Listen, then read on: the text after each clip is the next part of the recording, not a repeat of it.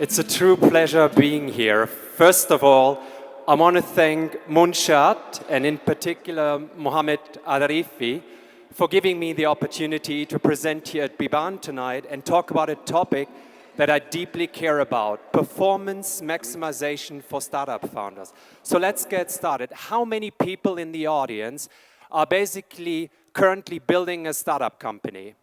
Come on, raise your hands. How many of you? Excellent. How many of you have already built a company? How many of you are first-time founders? And how many of you who are currently building a company have survived the first year? Excellent. Does anyone know how many companies fail within the first year of their existence?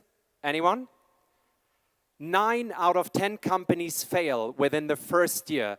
That's a pretty tough bet if you consider the odds of leaving your stable job behind and pursuing something as uncertain as entrepreneurship. Now, this is a number that many of you might have heard before, but did you know that 65% out of those 9 companies fail because of founder burnout? How many of you know what a founder burnout is? Okay, excellent. But let me briefly explain it. So a burnout is a result of chronic job stress. And the way it happens are 3 characteristic signs. Number 1, exhaustion. Whatever felt easy before, mental or physical tasks are becoming way more difficult. Number 2, you become distrustful to your surroundings. And number 3, you're lacking performance and productivity. As a medical doctor, I'm immediately getting concerned. The worst case scenario I'm thinking about is cancer, something I'm personally really afraid of. Now, I hope you all understand what a burnout is, but now let's look into some of the causes that can lead to a burnout. Number 1, uncertainty. When I started my first business, I was completely and utterly clueless. And keep in mind, I had 2 degrees, Ivy League education. For the first time in my life, I left the beaten path and I was completely scared, not knowing what to do. I could have stayed in my very comfortable corporate job, making a really good salary, but I decided to pursue entrepreneurship. And I still remember the day, like it was yesterday, when I called my mother and grandmother back in Germany. And for those of you who are familiar with Germany, it's a fairly conservative country. When I called them, I was hoping for one thing: encouragement. But I didn't get it. They actually asked me if I had lost my mind. And this moment was, I would say, instrumental in my career because it empowered me to actually become successful. The next thing I want to talk about is fear of failure.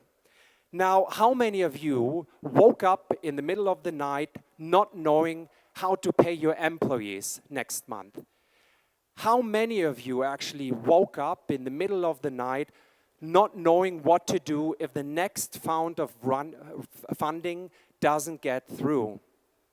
Now, as I said, I come from medicine, and failure is not an option in medicine. You don't talk about it. Technically, it doesn't happen. So when I started my first business, a tech-enabled business, I didn't know what I was doing. I didn't even have a background in software engineering. And doing something you don't know, you can't foresee, makes one very, very uncomfortable.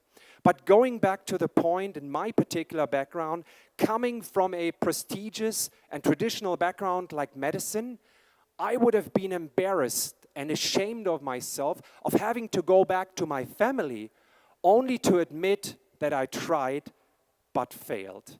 The famous Thomas Edison once said, "I have not failed. I've just found 10,000 ways that don't work." So, as you can see, these are just 3 possible reasons that can lead to a burnout. But as we might all agree, none of those are sustainable. In fact, they are toxic. They are detrimental to our health. We can only compensate them for so long before they are taking a huge toll on our health. And that's the reason why I'm standing here today. I want to talk to you about performance maximization, how to excel not destroy.